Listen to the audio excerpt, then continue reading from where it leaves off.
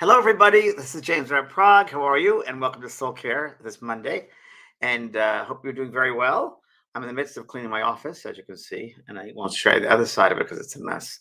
I took out my pencil box or my pen box and organizing my pen box. I couldn't find one pencil, so I'm looking for pencils. So there you go. So I hope you're enjoying your day. It's been an interesting weekend. Hope you had a nice weekend. I was spent, for those who don't know, I know people are just coming on, so we'll look at the comments. Oh, wow. Okay. Hi. Hi, Becky. Miss Jade, how are you? Haven't seen you in a while. Stacy. For those who didn't know, Friday night I did a demonstration, an evening of spirit messages, and also on Sunday with Janet Havoc from the Journey Within Church. We do those also as a benefit for the Fox Sisters Schoolhouse to be renovated, which the Fox Sisters started spiritualism in the late 1800s, and Janet Havoc is renovating the original schoolhouse. So that was a benefit, and it's coming along quite well, she said. And that was a wonderful afternoon of spirit messages. And Friday night also was a great evening of spirit messages, I guess. Um, I spoke with, people coming on. Hi, Lisa, Beth Johnson, Paula Gardner. Hello. Now people are really coming on. Okay.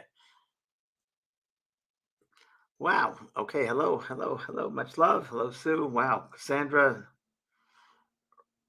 Friday night. Yeah, Friday. So Friday night was a demonstration. It was an evening of spirit messages, and I was just talking to my producer here, Renee, who's online here, and it was you never know in a demonstration what's going to happen. Like what's called a demonstration, giving out spirit messages, and I try to tell everybody in the audience that yeah, it really doesn't matter who gets a message. I mean, it'd be nice to get a message from a loved one, of course, but really being part of one message is for everybody in that room because everybody can relate to it. And Friday night was a great example of that. So I was talking a little bit about Renee about the Friday because he just was talking about Friday and how great it was. And of course, me, it's hard to be objective because I'm in it. So what I thought I'd do is ask Renee to come on and discuss with you, share with you the experience of Friday night. Hi, Renee. Hi, James. Hi. So Yes, you were talking a little bit about, and a lot of the people here have not been to a demonstration or an evening of spirit. So I yeah, thought it'd be great to share what you were talking about on Friday night. absolutely. Yeah, I'm more than welcome to. Yeah, it's an amazing experience because I was thinking that too. Like, if you are with so many people in a room and there's only a few people that are being chosen, how can that benefit me? But I was taking a very objective stand in this, and I felt so connected to your guidance and to your. It really doesn't matter if you are chosen, because it really applies to you. The big thing that I take away from these evenings is that you can apply it to yourself. Yeah. In this case, of course, you are the teacher, but if you listen carefully, then you can do this yourself. Yeah. And that was so amazing, and I felt so connected with all the people that were actually chosen, that had the reading. And And it's also, Renee, because we're all humans and we're having a human experience. So we can right. relate to each other, whether it's the loss of a mother or father and how they passed over, or some traumatic event, or certain situations going on in life, or maybe there was a situation that, the person that passed over didn't say, I'm sorry, or forgive me, or whatever it is. We all can relate to those human dynamics. And I think that's part of it. Yeah, for sure. But also, yeah, we all go to a similar life story, and we all deal with loss. We all deal with grief. We all deal with all these things. So, not being chosen, but you get so many nuggets from what you share, that Yeah, you heal by just being in that meeting. So I that agree. was very, very powerful. I agree. I mean, I always say I'm the bystander. I get the leftover love from this communication that happens. And as you know, you've seen me enough now working where it's like they'll come through and say something. I'm like, oh wow, I never thought about it that way. Even to me, I've been doing this 40 years, and I still every time I do it, I get something new for my understanding, and I kind of get the residual effect of it. And that's why I love doing mediumship, because when you're in that loving space and the reality of it, which is there is no death, there's only life, and Mhm. and the messages prove that. And that's a small part of mediumship. Really, mediumship is about connecting to your soul self, that loving self, who we really are as our soul self, and living a life from the soul point of view, from our heart first, not the head. And it really is, it shows that we're all connected. In some way, we're all connected. There's no separativeness.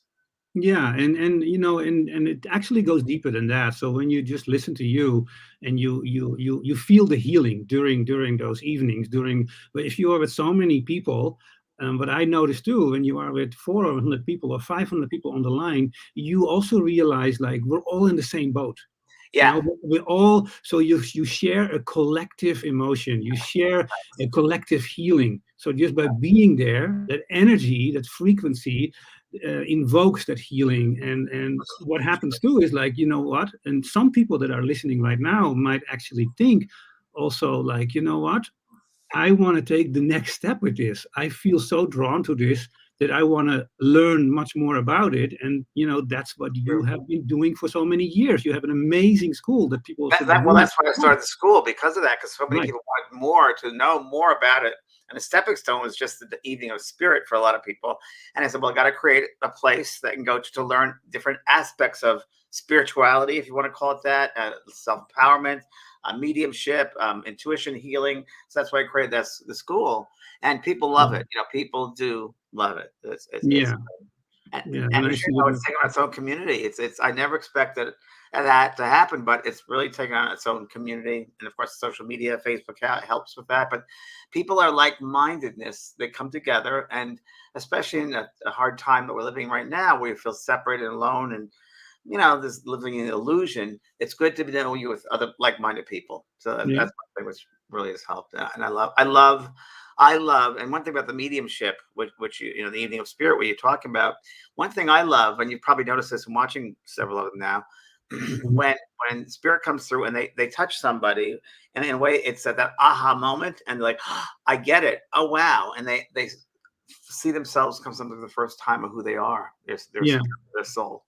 Yeah, again, there are so many little nuggets of wisdom, like a pearl of wisdom that you pick up along the way that you didn't even that you couldn't even think of it before you joined this meeting. So it is very powerful, and I'm so glad that you do another one in a couple of weeks. And let me see. Yes, the 29th, I'm doing one Friday. October There 29th it for is. Halloween, everybody. For Halloween, it's going to be Mhm. I'm going to dress up in a costume, and it's going to be a costume contest also. We'll do that and pick the best costume. So we'll do that. Yeah, we'll do a costume contest. Fantastic. And yes, that's yeah. Want to go to the Evening of Spirit? That's 4 o'clock Pacific time on the 29th. Our Halloween Evening of Spirit. So thanks, Renee. Appreciate it. Absolutely. You're very welcome. Um, love the school. Yes. And this is interesting too. You never know on a demonstration, Evening of Spirit, what's going to happen. So on Friday, for those who weren't there on Friday, the last reading, the last message that came through was from a lady from Long Island. And I remember saying, there's a lady from Long Island here, and she wants to talk to her daughter, and you have her makeup articles and nail polish and all this sort of thing. And the girl understood it. She goes, "Oh, James, you know my mother." And I'm like, "No, stop! I don't want to hear anything because I don't want to be influenced." And at the end of the evening, excuse me, at the end of that message, I said to the lady the young lady, I said, "And who is your mother?" And she said, um, "I'm going to cry now." Then just hear her talk about it again. My mother is PMK, and she was one of the first, um, I guess you would say, volunteers on your website back in the chat room, which was back in the 1990s. And it was actually the very first chat room on grief on the internet. It was when we had dial up. That's how long ago it was. And I remember that there were about 10 volunteers, or yeah, probably, I'd say up to 10 volunteers probably, who would help me with an evening of spirit messages. Or in those days, it was different because you didn't have Zoom, you didn't have the visual. It was just all just reading the email, reading people's the message boards, or reading them going on right now, the chat, I guess you say, the chat room. And we'd chat in those days, and I would do readings that way. But PMK was one of the volunteers, and we became good friends, Pat Henderson, and became good friends that way. I met her twice, I think, in person when I was back in New York. But Pat never, she always, every single birthday of mine, she sent me a birthday card for 20 years. And this past August, I didn't get one from her. And I noticed that because, and this was her daughter, and she said to me, "Mom, I'm passed this year." So that was very emotional, and it was very surprising. And it was, you think that her mom could have come through at the beginning. Someone would say, "Well, why couldn't you just tell you who she was?" It doesn't work that way, because it's really this, it's thoughts, it's nuances, It's not a language like we can speak like this on this vibration, hear each other very well in this vibration. She's a much different frequency than the physical, the way beyond the physical. So all they have are thoughts, and it's kind of phonetic thoughts, and it's really slowing it down to get to my space. And so anyway, there's a lot involved in hearing and feeling from the spirit world. I wish it could be as easier than that, but it was her love that came through, and the memory of that love that she shared for everybody on the internet and my website, that really came through and really moved me. And everywhere that was a part of, like when I said, you don't have to know the person to get a feeling from this, a feeling, emotion, the healing that takes place. So everybody felt that. So it was great. So October 29th is our next one, and it's going to be great. We'll have the costume party. So we'll see. I'll give someone a special gift, the best costume. Okay, so questions about a demonstration or spirit messages, if you want to ask questions, not specific like how is my mom doing here, but questions that would help everybody that are here today in their room. If you'd like to ask a question about the process of mediumship or spirituality, I can answer that. Or the school, the JP School of Mystical Arts, I'd be more than happy to answer that. The school is really helping a lot of people. Oh, there you go. Thank you for any questions, Jay. Put them in the comments. How sweet, bless Pat. Thanks, Lisa. Pat was great. A great example of thinking about other people instead of herself. Miss Jade, hi James. Does being medicated from severe childhood trauma stop you from healing and the connection between me and my partner? No, it doesn't. It doesn't. It continues on. It continues on. And there you go. And then Paula Gardner. I'm spiritual, but I don't think I'm psychic. But I love being around people who are psychically developed. So Paula, everybody is psychic from one degree or another. Every single person. So we're born with an instinct. Otherwise, we wouldn't survive as babies. So there's a natural instinct between ourselves and our mother. There's an intuition. There's a connection there. Because otherwise, mom wouldn't know when we are hungry, when we need to sleep, and when we change diapers. There's a connection. There's an instinct. We're born with intuition. Intuition is the language of the soul. It's part of who you are. Now, there are some people that are born with it more developed than others, but certainly psychic ability can be developed, can really be honed and developed quite well.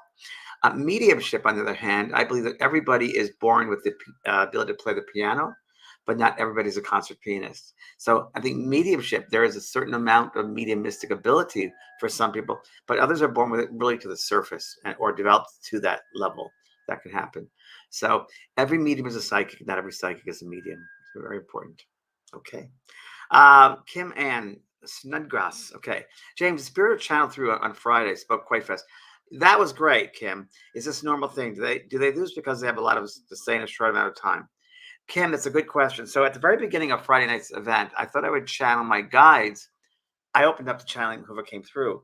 Now, my guides, there were several that I've worked with over the years. One is Chang, who is an Asian man who is a philosopher. And there's another one, Dr. Harry, who's in my book. He came through. I never know who's going to come through. Sometimes Edgar Casey comes through. I've had Benjamin Franklin come through. So I have a certain amount of guides who work with me, as we all do. And Friday night, I haven't done this in so long as far as opening up the channel. I just opened myself up. And I feel, Kim, there's a quickening. There's a really fast, rapid fire. Like when they come in, that high vibration, they come down. And I'm just like, and I didn't give myself much time to go out. So they came in and I felt a little like bumpy, but they spoke very quickly because I think they have to get in as much as they can in that vibration. I could have probably slowed myself down, like instead of the thought of slowing myself down. But I think it was also they were building up the speed, the energy for the demonstration that night. But I remember hearing, and when you're in that space, it's a light overshadowing, it's a light trance. It's not a deep trance. I was very aware, and you're always aware. I mean, I was always aware of what's happening, and usually to the side. I'm usually to the side. I describe it like being in a room to the side, but I hear in the hallway what's going on. So I was aware of when they changed the energy, when Chang spoke, when Harry spoke, and I was aware of 3 other entities right around me who were guidance, who were helping to hold the space. I'm aware of that. Many times, Kim, when I sit for that light trance work, they will come through and speak very in a nice, moderate way. So it depends on the situation and what's going on with it. But they have spoken. They've also gotten up and walked around and been entranced with spirit. So yeah, okay. Renee Wines, when we pass over, can we pick the age we were the happiest? Yes, that's what you do, sweetheart. Instead of staying at the age we were when we pass over, yes, you go to the age which you feel you would like to express yourself at. So many people I found out go back to the younger in their 30s or late 20s. And also, let's say you were overweight or you had a birthmark or something, you didn't like your hair a certain way. You can change that. You don't have to have it that way. You can have it anything you want. You can look just the way you want to your own perfection. You can do that. And that's why it's called heaven. So yes, you can. Pat O'Brien Richardson, why don't spirits come through when asked? Are they transitioning for a period of time after passing? My brother passed in January. Pat, I don't know. Someone would come to you and say, show up when I ask you to. You're not necessarily likely to do that. They're not on our demand. They don't, we cannot demand them to be when they're going to be. They still have their individual selves and thoughts. And I've had many spirits are busy. They don't want to, they're busy doing something else. They're not at our beck and call. They're just not. And remember, when they come in, listen, let's do it the other way from the spirit's point of view.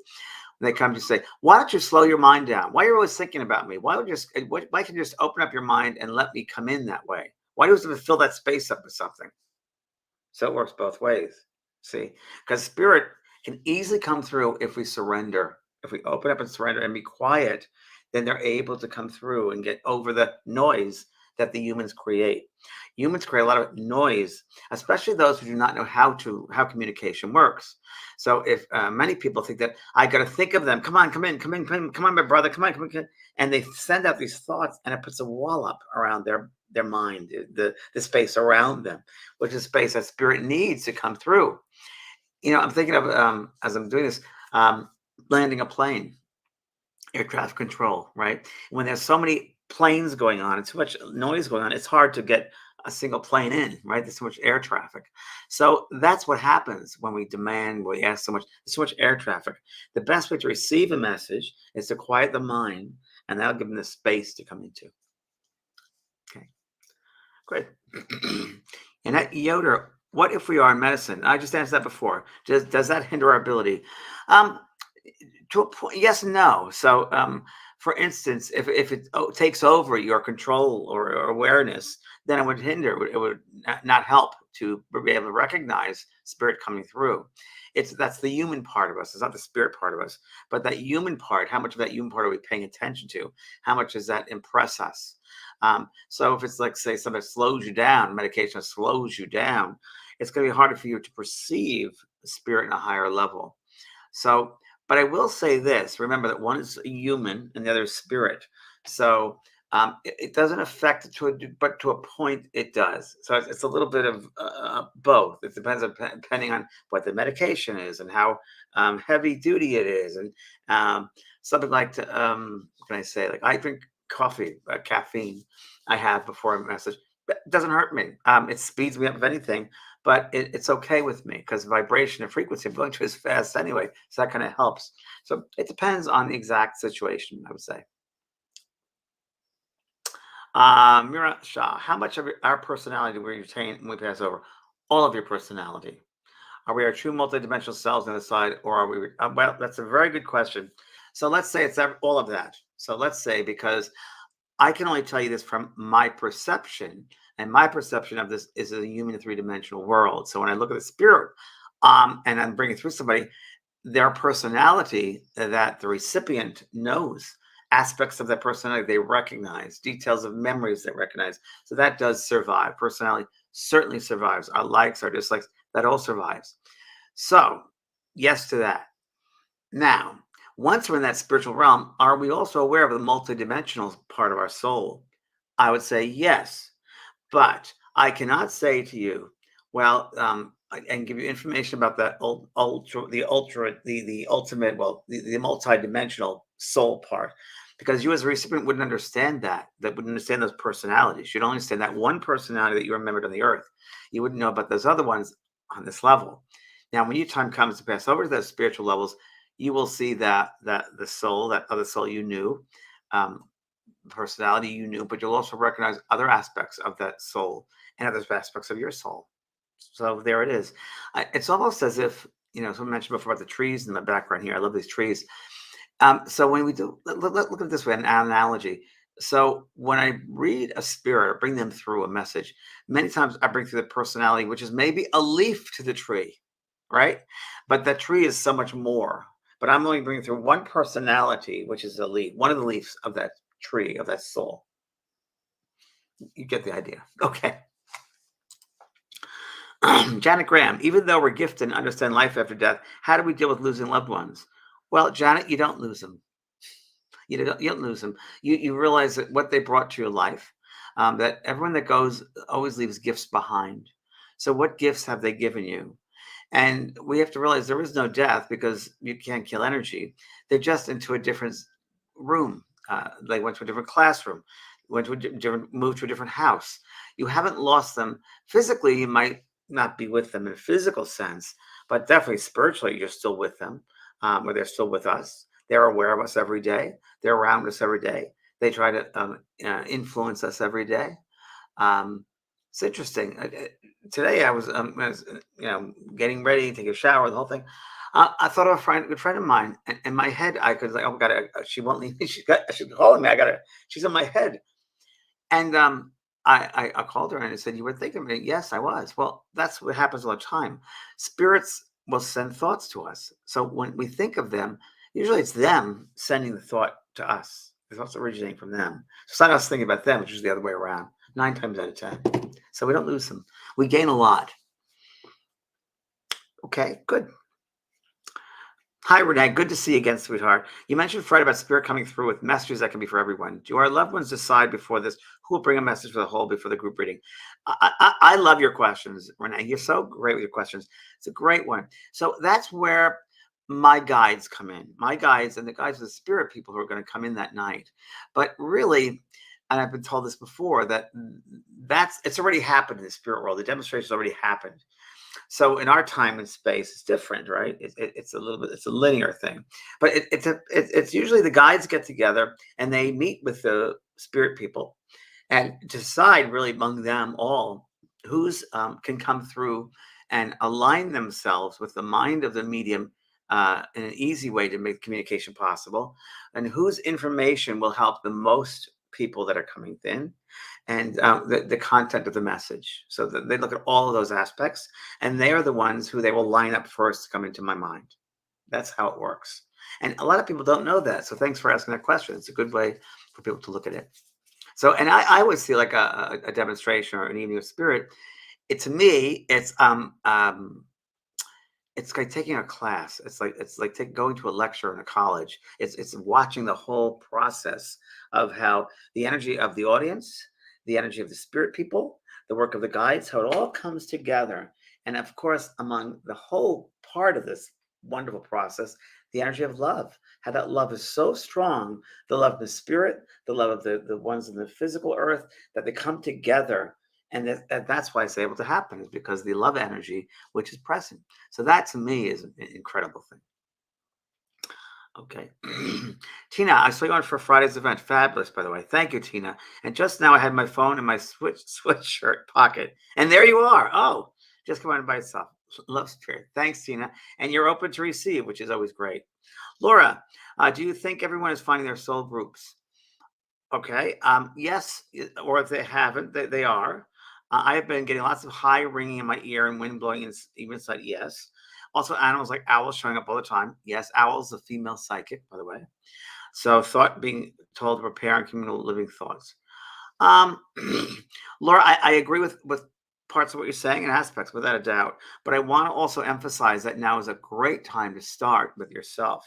So start recognizing your own soul and what you bring into the mix, right? So if we're going to soul groups, which I do believe, I want to make sure when I go into that soul group, what am I offering them? How am I offering? What am I offering up to bring up the consciousness of that soul group? Just something to think about. I think you're on the right. And Laura, and I've known you now for a while. Don't doubt yourself, because it's when we doubt ourselves that we put that lid on it, right? Just like before I talked about the air traffic control with the noise, the phonetic energy. When we doubt ourselves, it lowers the vibration. So please don't ever doubt yourself. That's for everyone as well. Thanks, Laura. Joanne Wilson, James, I'm struggling with self-confidence and being able to tap into my intuition in my life. Okay, Joanne. Which one of your course would you recommend? Good. A couple of things, Joanne. So Self-confidence. I want to talk, because I talk a lot about that with my mediumship students. And that's really just believing in yourself. And that's getting your own power back. So it's empowering, empowering yourself. Where did you give your power away? Why do you give your power away? What other people think of you is none of your business. So that's really important. The 28-day course is the best for you. 28-day transformation course. That's really the best one for self-confidence, gaining back that self-confidence, getting your power back, and start living your life in a different way. Being being, I don't know, you're honoring yourself. You don't want to wait until you pass over to the spirit world and have that perspective of, oh wow, I shoulda, coulda, woulda. You want to do it right now. You want to take control of your own life, and don't wait for anyone else to do it for you. We got to do it ourselves. Good luck, sweetheart. Yeah, 28-day transformation course is the best for that. Yeah, and everybody at the school, there's a JP School of Mystical Arts. Yeah, you really check out the school page if you haven't yet. I mean, it's some great courses there. I'm redoing the whole website, but it's really interesting. Again, I'll repeat it, that there's a community that takes place. It's really nice. Okay, new comments. Okay, Lynn Hesser. James, we're the first medium I became aware of in the mid-90s. I think I was the only one out there in the mid-90s. It was me and the guy from George Anderson from Long Island, and then John Edward. And it's funny, when I met John Edward, he was working in a hospital, and I was on a TV show called The Other Side in the 1990s. Very first, gosh, NBC. It was 94. Never had it was a morning show of 9 o'clock in the morning with Will Miller was the first host. And it was before its time, and it had all paranormal issues. And yeah, that was the first medium ever to be on television with that. And then after that, I met John, who was working in a hospital, and a mutual friend of ours called Shelley Peck on Long Island. She's passed over now. And she called me up. My office, she found me, and she called me up and she said, would you mind maybe doing a demonstration with myself? And I said, well, we could maybe do 2 nights. And she said, yeah, there's another guy named John Edward who maybe can join us. He's never worked as a medium in public, but like a demonstration. So we did that, and I met John, and the rest is history. And it was back in the 90s. Yeah, it was a great time. It was very different in those days, because this was not the norm, if you will.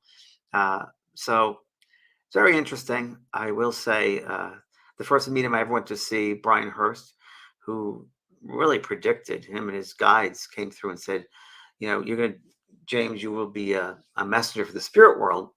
And I really was very cynical. I didn't believe in this. I was very skeptical. And I said to Brian, I moved to California to be a sitcom writer. I don't know about talking to dead people. And he said, well, in 2 years' time, you're going to. I said, oh, yeah, right. Whatever. Okay. I was a cynical New Yorker, and I was in California now. So I thought, oh, land of fruit and nuts. Great. Here we go. What happened was he went through and he gave me a lot of details and evidence, messages from family members who passed over. Even a great uncle with my name that I had a great uncle with that name. Sure enough, there was details that I don't know how he was able to get these things. So it opened up my sense of curiosity and discovery. And I went to a bookstore in Los Angeles every weekend called the Bodhi Tree Bookstore. Was the one new age bookstore, the most incredible bookstore. I'd go every weekend and sit there for hours in the bookstore, and you could sit there and they have chairs. You just take a book and start reading. And I read all these books on everything: psychic phenomena, mediumship, UFOs, out of body experiences, Edgar Cayce work, Alice Bailey work, all this great stuff. And I was like taking all in. I was like a sponge. And I started then just meditating to be more aware of who I was, not to develop mediumistically, but to be more aware of who I was. And so went through a series of jobs. And one day I was work at this place I was working, and this dead lady came to me, who was a grandmother of my coworker, and just said, "Would you mind if I ask you these questions and get her information?" She understood everything I said, and I freaked out. I ran home to my apartment, and I didn't know what to do, because I thought, "Oh God, I'm talking to dead people. What's going on?" So I didn't know who to call. So I called up Brian Hurst, that medium, the original medium that told me this. And I said, I don't know what to do. I'm freaking out because I'm seeing dead people now. How am I going to live my life? And what's happening? And he said, James, you remember the prediction of the spirit world that you can help change the consciousness? I said, yes. He said, James, that was 2 years ago today. It was actually the day of.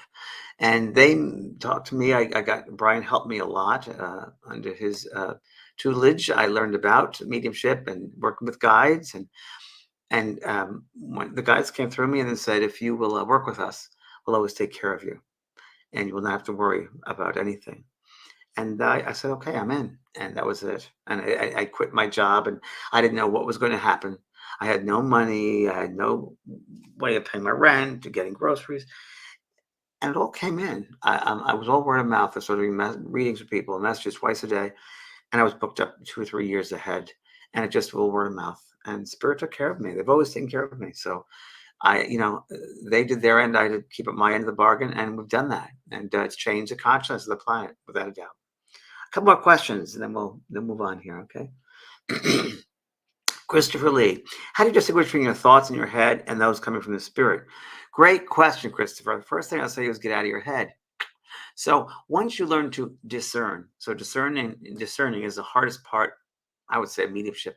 Between that of my own ego, my own self thinking, or that is one step away from outside me.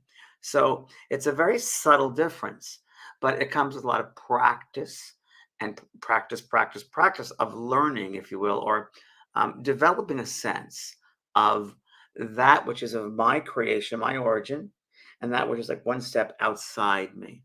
And then once you surrender enough of the ego, because that's a big part of it, is surrendering the ego, that you're aware of this space around you and the subtle messages, subtle words, thoughts, feelings, and it's really feelings. And in a way, you got to, again, surrender, give up your own stuff and let them take you over. And once you do, you're able to distinguish them between the two. And again, a lot of practice with it, and it's called development. And that's where sitting in a development circle, when you start becoming aware of your mediumship, to me is the most important tool.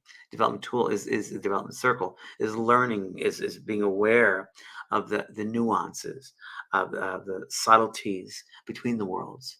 And that is, you really have to listen. I mean, we're talking pinpoint listening with your mind, and opening up to it, and surrendering to it. And that's how you eventually distinguish between those two. And it's when you can do that, and you're an expert at that, then you're in. And now it's very interesting when I do readings and messages. When I was with Janet the other day on Sunday doing them, and I'll know when they're here in my space and when they're not. And the recipient might say, "Oh, no, no, no." And I say, "Oh, yeah, it is. You might not know it, but they're telling me that." Sure enough, 5 minutes, the person, the recipient says, "Oh, that's right." I've had times I said, Sam is here once. Oh, I don't know a Sam. And then within 5 minutes, oh, Sam was his name. So, I've had that happen. So yeah, what's coming from the spirit side of life, and from the, you know what it is. You know what you know. And once you know what you know, you can't go backwards, as my good friend Kelly White says. Speaking of Kelly White, my good friend who might be watching this, hi Kelly. Tonight we're doing our show, Both Sides Now and Beyond, and that's here at 6:00. There we go, Both Sides Now and Beyond, 6 p.m. with Kelly White. And tonight's show is about pre-planning your life. So this is a great one, because all of us tend to sit with our council or councils of beings, of guides and teachers, and we pre-plan our lives. We pre-plan our blueprint before we come back in this lifetime. And we usually will pick out those optimum experiences that help us develop the most. So we'll discuss that this evening, pre-planning our lives. So it'll be filled with a lot of information tonight, a lot of information about pre-planning. Why do we take on certain conditions in a lifetime? Why would there be certain things that happen? Is free will involved? Is destiny involved? We'll be answering all that tonight, so you'll have to tune into that. It'll be a really great hour. So that's Both Sides Now and Beyond at 6:00 tonight. So good. A couple of questions, and then I'll let you go. Okay. Lorraine, hi James. When we lose our bodies, which is a physical, right? Do we just become a white wisp of light? How is it that you see them? Do you hear their thoughts? See them telepathically? So Lorraine, there are many bodies to us. This is a physical body, but within that there are other bodies: a mental body, etheric body, energetic body, spirit body. Okay. So spirit body is a replica of the physical body, only finer. So that's really what leaves the physical, is that spirit body. So there's a substance to it. It isn't just like a wisp of air. There's a substance to it. Okay, and it's very, very real. It's what's more real than the human part of us. It's like they often talk about the butterfly, the chrysalis leaving the caterpillar. And it's really true how it becomes a butterfly. It's the same type of thing. Yeah. Thanks. Jenny, let's talk about manifestation. Okay, let's talk about it. Having belief, hope, and faith, lucid dreaming. Yeah, so manifestation, yeah, so let's just hone in on it, right? So you can create whatever you want in your life as long as you create it with lucid dreaming, fine, but visualization, putting energy behind it, knowing exactly what you want, and you will get exactly what you put out there. You will create what you want, and you get in your life, you'll get exactly what you create. Again, it depends, Jenny, on how strong you send that vibration, how clear the photograph, the picture is, the emotional content behind it. But all those are all factors involved in manifestation. So you'll get exactly what you put out there. I've told this story before, and I'll mention it really quickly again. An old friend of mine, Carol, who I used to work with, she used to talk about manifestation, materializing things in the future, visualization. And she did that. She wanted a Rolls, a Mercedes Benz convertible, and she really visualized. I think it was a copper colored and a tan interior, and she visualized it all the time. 12:30 in the afternoon, she'd be driving down Wilshire Boulevard. The wind in her hair. There was a song playing on the radio. She had the title of the radio. She looked up at a clock on the building, and so the time is 12:20. And she would visualize this every day. And it happened several years later, probably 6 or 7 years later. She found herself one day, on Wednesday afternoon, driving down Wilshire Boulevard in that exact car, the copper with the tan interior. The clock was 20 after 12. The song was playing on the radio. It was exactly what she put in her manifestation, the visualization. The only aspect, the only part of it she did not put in, she was driving the car down Wilshire Boulevard at the exact same time, music, but she was driving her boss's car, taking it from the mechanic back to work. She did not put in there that it was her car she owned, clear and free. And that was the one thing that she didn't get because she didn't put that in there. So she got exactly what she put out there. She never said that she owned it. So we've got to be very careful how we create. This book called Mind Magic, which you should look up. It's a good book about mind magic, how to manifest. Okay. Well, okay, one more and then we'll move on here. Clearly, James, how do you know when it's time to go public with our gift of mediumship? Well, I would wait.